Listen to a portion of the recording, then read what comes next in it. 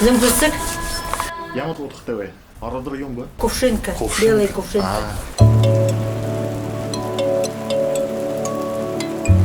Дутлуурнуудад 1956 онд бий болсон байна.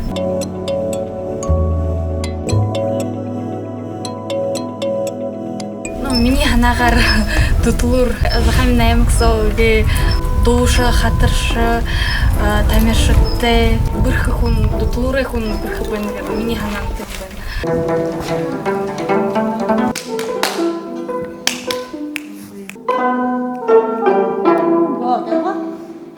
Алга девочки. Мягкий. Мнойно до этого зимгүсэг гэж бий болоход мэдээчний нэрийн белая кувшинка гэдэг нэртэй харууднаа манай энэ урд зэмхийн тав гэж байдаг ферм бизнес.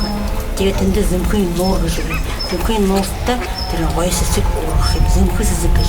Би өөрөө түрүүшинчээ нэг ирээд онцолж хараа юм бэ. Яавал гоё сэсэг. Тэгээд шүүд нэгэд игээл хөглөл хөвүүдээ басгада харуулаад зэмхэн сэсэг ямар гэж.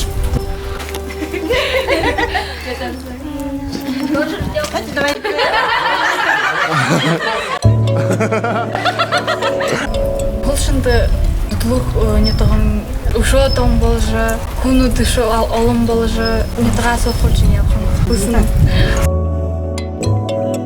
Еще хамнагу? Дубль ушли, мы полностью снимаем, уже четко играем. Все. Заехал.